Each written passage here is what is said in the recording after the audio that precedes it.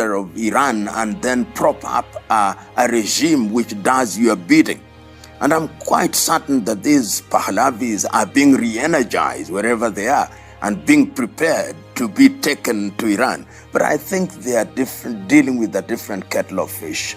The administration in Iran is not an administration that you can eliminate in the manner that they think.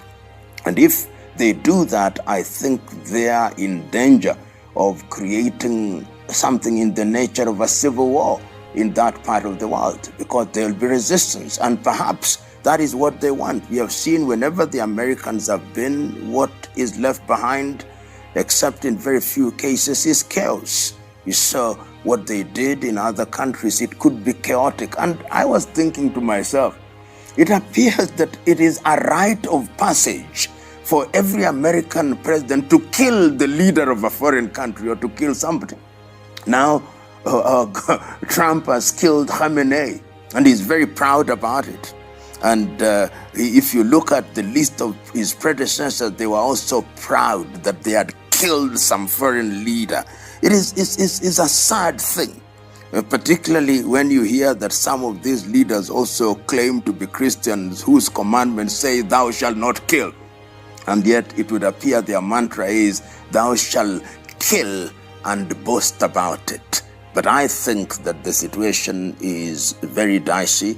The Pahlavis may think that they can come in and occupy what they consider to be an empty seat, but you see what happened. No sooner had the supreme leader Khamenei been executed than the process of his replacement started in earnest, and the stabilization of the chain of command is alive and well. So it is not going to be easy, but it's going to be attempted. You know, Russia is a different kettle of fish. So I think that they know their limits. In terms of nuclear warheads, I think the Russians have more than the Americans and the entire Western world combined. And history is consistent. You cannot deal with Russia the way you are dealing with these other countries, because this is a real power. This is a real military power. In fact, I think the fact that America has entered into the war in Iran jointly with Israel now takes away the moral argument that they had. They can no longer blame Russians, because Russians' argument from where I sit is, number one, the reason why we went into this operation in Ukraine is because there was an existential threat. It is because you promised that you would not have NATO expanding to the east, and for that reason we have a legitimate claim. So the moral argument that the West had against Russia is now gone. In fact, I dare say that moral argument the Chinese are watching very closely, and you never know what they could do with Taiwan, basing on the same ground. There is an existential threat in our neighborhood. We have a duty to do what we call preemptive defense, which is you attack before you are attacked. And remember, President Trump has said, the reason why I took Khamenei is because he attempted to take me out, so I took him out first.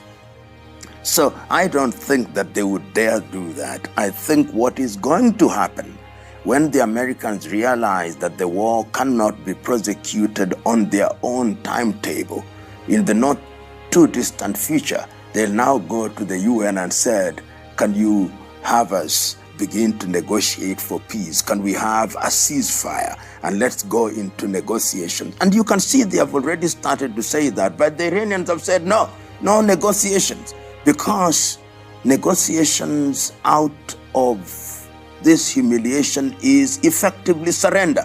Ultimately, there will be some kind of negotiation, but I think the environment is so poisoned that it's not going to be easy this time round. You know, my own view